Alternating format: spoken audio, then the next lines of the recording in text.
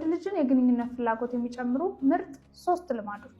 አንደኛ፣ በቂ እንቅስቃሴ ማድረግ። በየሳምንቱ ክብደት ማንሳት ሰውነታችሁ ብዙ ቴስቴስትሮን እንዲያመነጭ ያግዘዋል። ሁለተኛ፣ በዚንክ የበለጸጉ ምግቦችን መመገብ። ለምሳሌ እንደ ዱባ ፍሬ፣ ስጋ፣ እንቁላል ያሉ ምግቦችን መመገብ ትችላላችሁ። ሶስተኛ፣ የስኳር መጠናችሁን መቀነስ አለባችሁ። ምክንያቱም ያነሰ ስኳር ጠንካራ የሆርሞን ሚዛንን ለማስተካከል ይረዳል። ይሄ መረጃ እንደጠቀማችሁ አልጠራጠርም። የፕላስ ምልክቷን ነካ በማድረግ ቤተሰብ መሆን ትችላላችሁ። ከወንድሜ ሚስት ጋር የጀመርኩትን ግንኙነት ማቆም ከብዶኛል ይላል የዛሬ ባለ ታሪካችን። የ17 ዓመት ወጣት ነኝ። የምኖረው ከወንድሜና ከባለቤቱ ጋር ነው። እናም ከወንድሜ ሚስት ድብን ያለ ፍቅር ይዞኛል። ልቆጣጠረው ብሞክርም እንኳን አልቻልኩም። ታዲያ አንድ ቀን ቤታችን ውስጥ እንግዳ መጥቶ ከእሷ ጋር እንድተኛ መደባለሁ። እናም የዛን ቀን በመካከላችን ግንኙነት ተፈጠረ። የሚገርመው ነገር ግን እሷም እንደምታፈቅረኝ ነገረች። እናም በዚሁ ግንኙነታችን ቀጠልን። አሁን ላይ ግንኙነት ከጀመረን 1 ዓመት ከ2 ወር ሆኖናል። እኔ ግን ማቆም ፈልጋለሁ። ነገር ግን ለእሷ ስነግራት አይሆንም ብላ ተጨቃጨቀች። ሁሉም ነገር በጣም ከብዶኛል፣ ግራም ግብት ብሎኛል። ምን ባደርግ ይሻለኛል? ምን ትመክሩኛላችሁ? ይለናል የዛሬ ባለ ታሪካችን። እስኪ ሀሳብ አስተያየታችሁን ኮሜንት ሴክሽን ላይ ያሳውቁት። ባሌ ጓደኛዬን ሲያገባ የሚያሳየው ቪዲዮ የተላከልኝ ሐኪም ቤት ውስጥ ምጥ ላይ ሆኜ ነው። ይህን ቪዲዮ የላከችው የኔም የሷም የቅርብ የሆነችው ጓደኛችን እዛው ሰርጉ ቦታ ላይ ተገኝታ ላይቭ ቀርጻ ነው የላከችልኝ። በዛ ሰዓት እኔ ሆስፒታል ውስጥ ሆኜ ምጤን እየተጠባበቅኩኝ ነበር። ከትንሽ ደቂቃ በኋላ ተፋፍሞ ከመጣ በሰላም ትገላገያለሽ፣ ትንሽ ጠብቂ፣ ትንሽ ታጋሺ ብለውኝ ሐኪም ቤት ውስጥ እየተንቆራጠጥኩ ባለውበት ሰዓት አንድ ሜሴጅ ገባልኝ።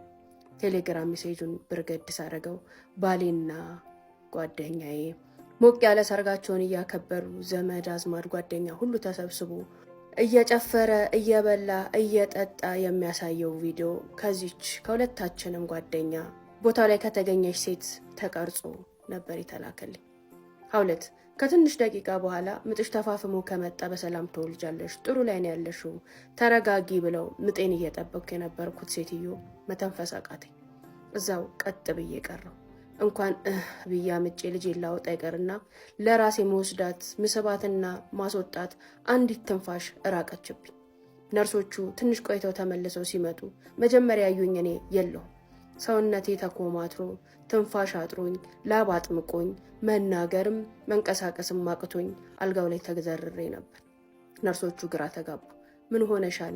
ምን ሆነሻል? ጥሩ ሁኔታ ላይ አይደለም ያለሹ። አሁን ስንሄድ እኮ ጥሩ ነበርሽ። ምን ተፈጥሮ ነው? ምጥሽ እየመጣ ነው። ሰውነትሽን ለቀቅ አድርጊው፣ ትንፋሽሽን አውጪ፣ ትንፋሽሽን አስገቢ፣ ሰውነትሽን ለቀቅ አድርጊው፣ ምን ሆነሻል እያሉ ከግራ ከቀኝ ብዙ ነገሮችን ያወራሉ። እኔ ግን እየሰማኋቸው አልነበረም። በምጥ ለመውለድ ደቂቃዎች ቀርተውኝ የነበርኩት እኔ እየተሯሯጡ ወደ ኦፕሬሽን ክፍል አስገቡኝ። ባሌ የሰፈሬ ልጅ ነበር። በልጅነት እሱ ታላቄ ቢሆንም ከቅርብ ርቀት እየተያየን ቤታችን ቀርቦ ሳይቀርብ ርቆ ሳይርቅ ብቻ የአንድ አካባቢ ልጆች ሆነን ነው ያደግነው። እኔ የጎረመስኩ ስመጣ ትምህርቴንም ካጠናቀቅኩኝ በኋላ ስወጣ ስገባ እሱም ወደ ስራው ሲሄድ መንገድ ለመንገድ መተያየት፣ መነጋገር፣ ሰላምታ መለዋወጥ ጀመር። ሀውለት እኔ እሱን ያፈቀርኩት ካየሁት ቅጽበት ጀምሮ ነበር። በጣም ወደድኩት። ምን እንደነካኝ ምን እንደሆንኩኝ አላቅም። ብቻ እሱን ካወራውበት ቀን ከጎረመስኩበት ቀን በልጅነት ባቀውም ጎርምሼ ካየሁት ቀን ጀምሮ ግን የእሱ ፍቅር ውስጥ የቀርቶ ነበር። እሱን ፊት አልነሳኝም። እንዳንድ የሰፈር ልጅ፣ እንዳንድ ጎረቤት፣ እንዳንድ አብሮ አደግ ያናግረኝ፣ ትሪት ያደረገኝ፣ ጓደኝነቴንም ተቀብሎ ከኔ ጋር መውጣት መግባት ጀመረ። ከመጀመሪያ ጀምሮ እኔ ውስጥ የነበረ ፍላጎትና ፍቅር እንዳለ ሆኖ እሱም ቀስ በቀስ የኔን ስሜት እየተከተለ ወደ ፍቅር መጣ።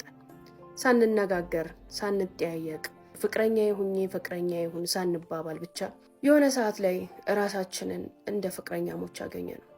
ሰዓት ጠብቀን ስንደዋወል፣ በየካፌው ስንዞር፣ ስናወራ፣ ስንስቅ፣ ስንጫወት ራሳችንን አገኘ ነው። ያልተነጋገርንበት ቀን ያልቆጠርንበት መንገድ ያልያዝነው ግንኙነት ፍቅር ሆኖ ተገኘ። ያ ፍቅር የነበረው እውነት ለመናገር እኔ ጋር ብቻ ነበር። እሱ ጋር የነበረው ስሜት ነው። ሴት ነበርኩኝ፣ ቆንጆ ነበርኩኝ፣ አብሮ አደጉ ነበርኩኝ። በቀላሉ ቀርቤዋለሁ፣ በቀላሉ አውርቼዋለሁ፣ እንደሚፈልገው ሆኜለታለሁ። ስለዚህ እኔን ችላ ማለት ስላልቻለ ከኔ ጋር ነበር የሆነው። እኔ ደግሞ ማገናዘብም ማስተዋልም አርቆ ማሰብም የማይታይበት የእብደት ፍቅር ውስጥ ገብቼ ነበር። 2 ይሄ ግንኙነታችን ለ2 ዓመታት ቀጠለ። በዛ 2 ዓመታት ውስጥ ግን አብሮ ከመብላት፣ ከመጠጣት፣ ከመውጣት፣ ከመግባት፣ ከማውራት ፍቅረኛሞች ነን ብለን ለሰዎች ራሳችንን ከማስተዋወቅ አልፈን ጥልቅ ወደ ሆነው ግንኙነት ገብተን ነበር። ምን እንደምልሽ ይገባሻል። ባህሉም ሃይማኖቱም ወደማይፈቅደው ግንኙነት ራስን አሳልፎ የመስጠት ግንኙነት ውስጥ ከገባው በኋላ ስለ ጋብቻ፣ አብሮ ስለመኖር፣ ስለ ቀለበት ማውራት ጀመርኩ። እነዚህ አይነት ወሬዎችን ሳነሳለት ፈጽሞ መስማትም ማውራትም አይፈልግም። በአንዴ ፊቱ ይቀያየራል፣ ሁኔታ ሁሉ ይለዋወጣል። እኔ ለማግባት ዝግጁ አይደለሁም ይለኛል። አንዳንዴ ደግሞ አምልጦትም ይሁን እኔን ከሱ ለማራቅም ይሁን ፈጽሞ አንቺን ለማግባት እኮ ፕላኑ የለኝም ይለኛል። ይህ ንግግር ለአንዲት ሴት ቅስሟንም ልቧንም የሚሰብር ቢሆንም ያንንም ተቀብዬ ፈገግ ብዬ ለምን እንደዛ ትላለህ? ትጠላኛለህ እለዋለሁ። እወድሻለሁም እጠላሻለሁም አይልም፣ ዝም ይላል። ነገር ግን እንደነገርኩሽ ወደ ቁም ነገር፣ ወደ ህይወት፣ ወደ አብሮ መኖር ሳመላክተው ፈጽሞ ሊቀበለው የሚችለው ነገር አይደለም። ሌላ ማላቀው ሰው ይሆናል። ይህን ባነሳሁኝ ሰሞን ይጠፋል፣ ስልኩን ያጠፋል፣ እኔን ማግኘት ያቆማል። እኔስ ከኋላ ኋላው ከተለዋለሁ፣ ይቅርታ ጠይቋለሁ። ይቅርታ የምጠይቀው ምንም ስህተት ሰርቼበት ምንም ነገር አድርጌበት አይደለም። አግባኝ፣ ወደፊት አለን ወይ፣ ህይወት አለን ወይ፣ ትዳር አለን ወይ፣ መጣመር አለን ወይ ብዬ ስለጠየቅኩት ብቻ ነው። የራቀውም ለዛ ነው። እኔም ይቅርታ የምጠይቀው ይሄን ጥያቄ መጠየቅ አልነበረብኝም ብዬ ነው። ህይወቴን እንዲህ ነበር የተጫወትኩባት። እንደዚሁ እየገፋኝ፣ እየቀለደብኝ፣ እየተጫወተብኝ እኔም እንደፈለገ እንዳሻንጉሊቱ እንዲጫወትብኝ፣ እንዲቀልድብኝ መብቱንም እድሉንም ፍቃዱንም ሰጥቼው ለሱ አሻንጉሊት ሆኜ አብሬው ኖርኩ። እንደማይወደኝ፣ እንደማይፈልገኝ፣ ምንም አይነት የወደፊት ነገር ከኔ ጋር እንደሌለው እያወቅኩኝ በተስፋ አንድ ቀን ይወደኛል፣ ይህን ሳረግለት ይወደኛል፣ አካሌን ስሰጠው ሰውነቴን፣ ልቤን፣ ሁሉ ነገሬን ሰጥቼዋለሁ፣ እኔን አለመውደድ አይችልም እያልኩ ራሴን እያጃጃልኩኝ ለ3 ዓመታት ተከተልኩት። 3ኛው ዓመት ላይ ግን ምን ወሰንኩኝ? ምናልባት ባረግዝ ልጅ ቢኖረን እኮ ሊራራ ይችላል፣ ህይወትን ሊያስብ ይችላል፣ ትዳርን ሊያስብ ይችላል ብዬ ሁሌም ያስጠነቅቀኝን ፈጽሞ እንደዚህ አይነት ነገር ከተፈጠረ ራስሽ ላይ ነው የምትቀልጁ፣ ህይወትሽን ነው የምታበላሽው የሚለኝን ንግግሩን፣ ማስፈራሪያውን፣ ዛቻውን ሁሉ ወደ ጎን አድርጌ አረገዝኩኝ። ማርገዜን ወዲያው አልነገርኩትም ነበር። በእርግጠኝነት አስወጪው፣ አልፈልገውም፣ ይቅር እንደሚለኝ አቅ ነበር። ለዛም 3 ወራትን አሻግሬ እንዳረገዝኩኝ ስነግረው የፈራሁት አልቀረም። አበደ። ህይወትሽን አታበላሺ፣ ራስሽ ላይ አትቀልጂ፣ ሴትነትሽን አታጨልሚ፣ እኔ ፈጽሞ አልፈልግሽም፣ ይህን ልጅ አስወርጁ፣ ከኔም ምራቂ ያለ። ለመጀመሪያም ለመጨረሻም ጊዜ እንደዚህ አይነት ምርር ቁርጥ ያለ እውነት የነገረኝ የዛ ዕለት ነበር። ለህይወት አላስብሽም፣ አልፈልግሽም፣ አልወድሽም፣ ይህን ልጅ አስወርጁ፣ ህይወትሽን አታበላሽ ያለኝ። እኔ ግን አሻፈረኝ ብዬ ወደፊት ሄድኩኝ። አላስወርደውም፣ አንተም ታገባኛለህ፣ እኔም እወልደዋለሁ አልኩ።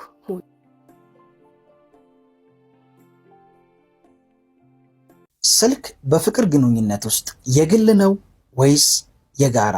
የባል ወይም የሚስት የስልክ ፓስወርድ መታወቅ አለበት ወይስ የዛ ሰው የግል ሚስጥሩ ነው? ምንም የምንደብቀው ነገር ከሌለ ፓስወርድ ለምን ያስፈልጋል የሚሉ አሉ። በሌላ በኩል ደግሞ መተማመንና እምነት ካለ የዛን ሰው ስልክ መንካት ምን አመጣው የሚሉም አሉ። እናንተ ከየትኛው ወገን ናችሁ? ሐሳባችሁን በጨዋነት ኮመንት ላይ አስቀምጡልኝ። በፍቅር እየተጎዳ ያለ ሰው ፍቅር አልሆንልህ ያለው ሰው ስለ ፍቅር በደንብ ቢረዳና እየተሰማው ያለ የፍቅር ስሜት ምን እንደሆነ እንዴት እንደመጣ በደንብ ከተረዳ ይሄ የፍቅር ስሜት ማኔጅ ማድረግ ይችላል ብዬ አስባለሁ።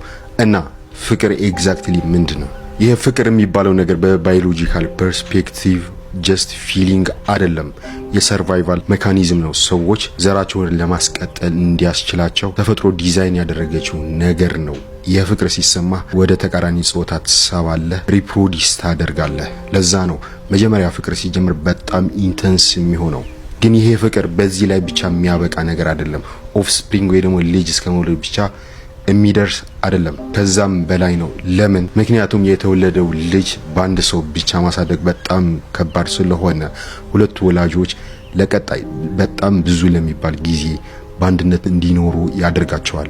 ይሄ የፍቅር ስሜት ተፈጥሮ የሰው ልጆችን ዘር እንዲቀጥል የምታደርግበት መሳሪያዋ ነው እና ቀጣይ ጊዜ ለሆነች ሴት ወይ ደግሞ ሴቶች ለሆነ ወንድ የሆነ አይነት የፍቅር ስሜት ሲሰማችሁ ተፈጥሮ የሰው ዘርን እንድታስቀጥሉ ፑሽ ያደረጋችሁ እንደሆነ ማስታወስ አለባችሁ።